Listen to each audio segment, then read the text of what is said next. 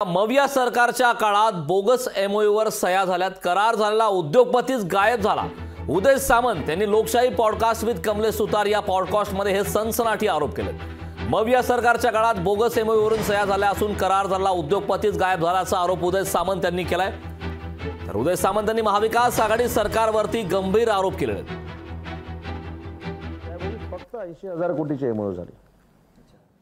त्याच्यातला 20,000 कोटीचा सिनार्मस नावाच्या कंपनीचा फक्त एमआयडीसीने एमओयू केला आणि 50,000 कोटीचा एमओयू एनर्जी मधला झाला।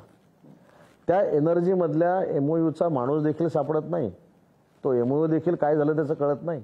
त्याच्यामुळे इम्प्लिमेंट सिनार्मस कंपनी कोणी केली असेल तर ते आमच्या मुख्यमंत्र्यांनी केली। एक मिनिट, तुम्ही हा फार गंभीर मुद्दा, ती जी कंपनी तुम्ही म्हणतात ती सापडत नाही, म्हणजे तो फेक एमओयू होता, खोटा एमओयू होता, फर्जीवाडा होता? आता फर्जीवाडा होता की त्यावेळी त्या माणसाने येऊन केला, काय झालं असं होऊ पण शकतं। मी कोणाला ब्लेम देत नाही। कदाचित उत्साहाच्या भरामध्ये आपण काहीतरी जाऊन वेगळी इन्व्हेस्टमेंट आणू शकतो अशा याच्यामध्ये आनंदामध्ये हा एमओयू झालेला असेल।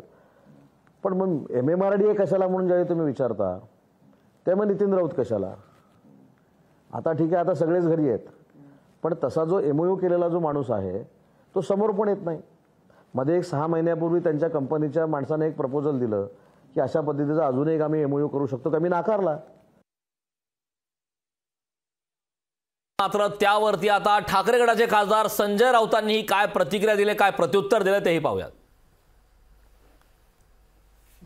महाविकास आघाडीच्या काळात ते मंत्री होते बरं का, आणि महत्त्वाच्या खात्याचे मंत्री होते।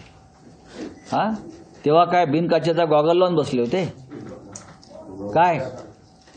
आता किती सह्या झाल्यात आणि ती शाही जी सह्यांची आहे ती किती दिवस टिकते आम्हाला पाहायचं। ज्या महाविकास आघाडीचं आपण मीठ खाल्लत मंत्री म्हणून, तुम्ही त्याच्याशी नमक हरामी करून जे वक्तव्य आता करताय हे एका मराठी माणसाला शोभत नाही, हे लक्षात घ्या।